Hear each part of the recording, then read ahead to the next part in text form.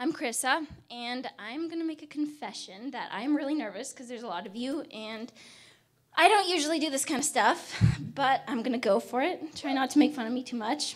Okay, so I was raised in a non-Christian household.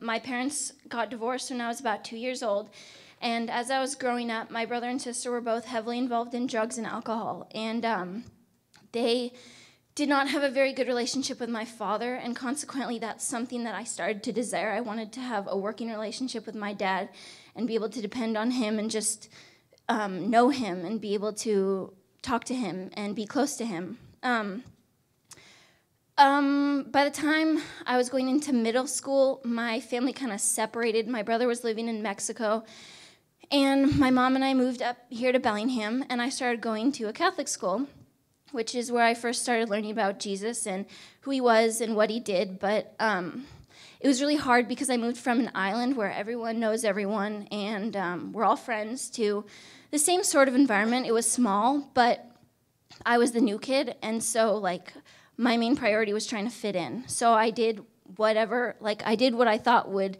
help me fit in, which was just trying to be more like the people around me. So I just changed little things like the way I dressed or whatever, just small changes, not too noticeable, but it helped me to be able to fit in. And that's really the start of that feeling the need to fit in and feeling inadequate. So in the next couple of years during middle school, I really learned a lot more about Jesus and who he was, and I ended up getting baptized in 2006, and but then came high school, and it was sort of all it was like middle school all over again, and that feeling of needing to make friends and needing to fit in, except it was a lot more intense because it wasn't Christian, and there were a lot of cliques, and it was scary, and I had that feeling of being inadequate, and I would look at the people around me and I'd think, oh, they're so cool, I want to be just like them, but I just felt like I wasn't good enough to be like them, and that I had to change the things about me because I wasn't good enough to hang out with them or know them, and I had to live up to their standards. So I started changing more things, like the way that I talked or the way that I acted, and then that started to transfer over to the realm of guys, because when I felt like the only way guys would ever start to like me was if I was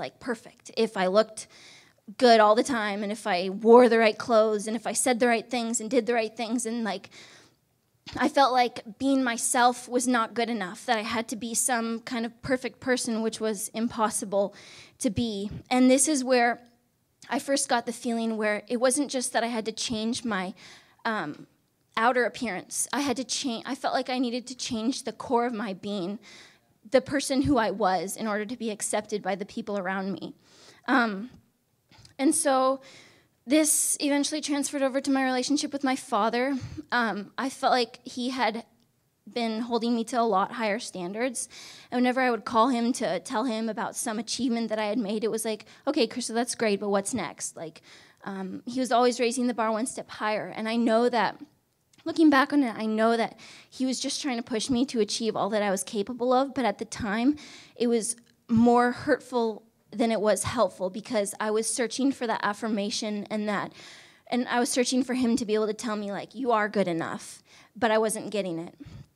And then that ended up transferring over to my relationship with God. I would sin, repetitively sin, the same sins over and over again, and I would look at myself and I couldn't fathom how God could love me and forgive me after all that I was doing. And but I couldn't understand how he could forgive me and love me. And my logic was, if I can't show that bad side of myself to my friends, if I can't let them see that side of me and I have to be perfect all the time, how can God love me and forgive me and through all those things? So my thinking was pretty logical, but I didn't see it at the time.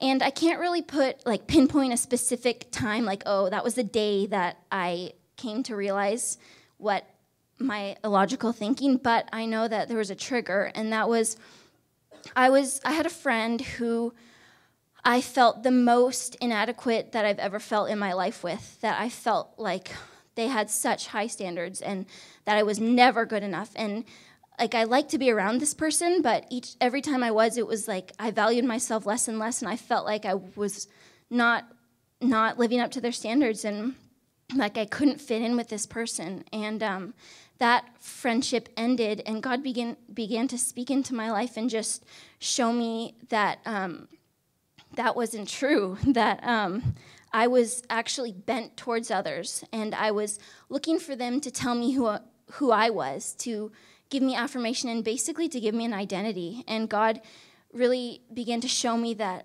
that's something that I could only get from him. And he also began to teach me that, like, that core of my being that I felt that I needed to change, that's what he created in me. That's who he created me as, and that's the part of me that he loves the most. And it's something that I wanted to change, which doesn't really make much sense. But after this, it's just been like, I'm not healed. Like, God's still teaching me and working in me and teaching me all about this, but it's just really refreshing to be able to know that, like, I don't have to be perfect because he loves that part of me, that core of my being. He loves that. So I just want to share a verse with you guys that's really meaningful to me. It's 2 Corinthians 12, 9 through 10. But he, God, said to me, "My grace is sufficient for you, for my power is made perfect in weakness. Therefore, I will boast all the more gladly about my weaknesses, so that Christ's power may rest on me. That is why, for Christ's sake, I delight in weaknesses, in insults, in hardships, in persecutions, in difficulties. For when I am weak, then I am strong." That's just really encouraging for me, because he says that his grace is sufficient for me, that I don't need to live up to other standards or be accepted by these people in order to be a person, basically, because God loves me as I am and his grace is sufficient. And also, he says that when I am weak, he is strong. So that's just really encouraging for me, because when I am weak and in a position of humility, that's when he works. His work is shown the most in my life, and that's when it brings him the most glory. So I just want to encourage you guys, if you're feeling like this, if you're feeling inadequate or like you can't live up to other people's standards, or that you're not good enough, I just want you to know that God loves you just as you are, and you don't need to change that part of you for anyone, because that's who God created you as, and he loves that part of you.